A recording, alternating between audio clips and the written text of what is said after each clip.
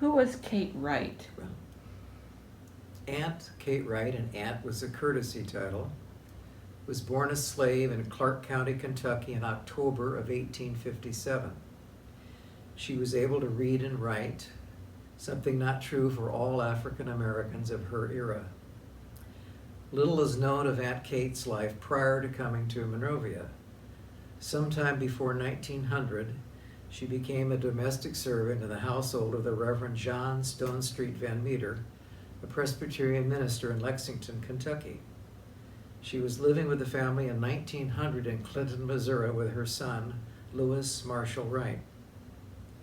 Due to his wife's health, the Reverend John Van Meter left his pastorate in Clinton and came to Monrovia in 1901, where he served the First Presbyterian Church for 1 year. Aunt Kate and her son came with them. In 1902, John Van Meter and his wife moved to New York City, where their son was in medical school.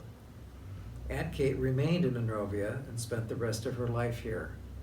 Her mother, Eliza Baker, also came to Monrovia after the death of her husband. She died here in 1918 at the age of 95 and is buried at Live Oak Cemetery. After the Van Meter family left Monrovia, Aunt Kate supported herself by working for the family of the local superintendent of schools, Nathan F. Smith. She left a lasting impression on his daughter, Lorena Smith Holmes.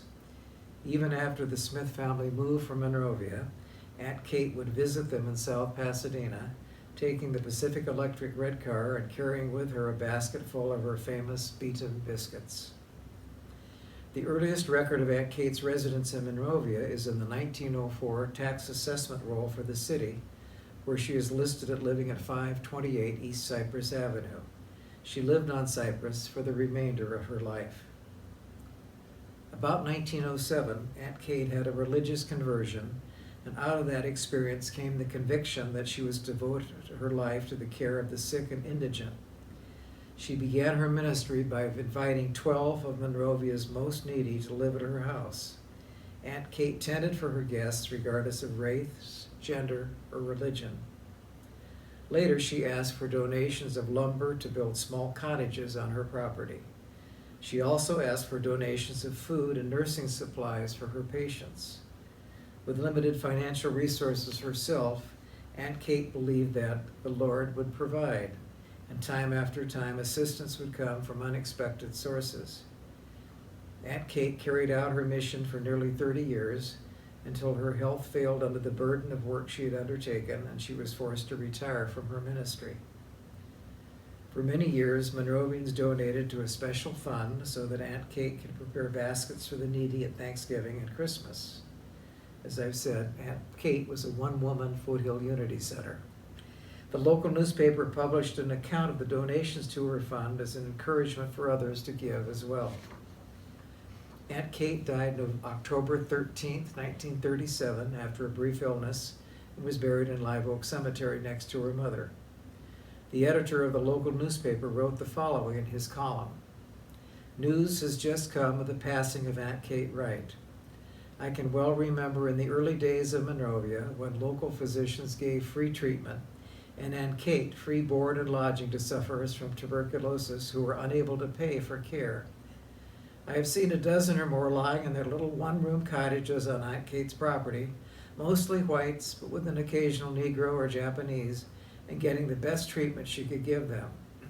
She served all alike regardless of color, nationality, or creed. Aunt Kate of the Negro race was a saintly character, and during the past score of years that she labored here, she had hundreds of friends among Monrovia's pioneers who realized and valued her worth. A few days ago, when we were informed of her serious illness, we found her reading her Bible and cheerful as ever. The world to her was a good place to live in and a grand place to do the work of her master." Many years after her death, Lorena Smith Holmes wrote, "If ever there were a saint, it was she." And is there now a memorial to her? There is a Monrovia memorial to Aunt Kate, neighborhood treasure, not in front of her house, but adjacent to her house on the north side of Cypress, very close to where Aunt Kate lived.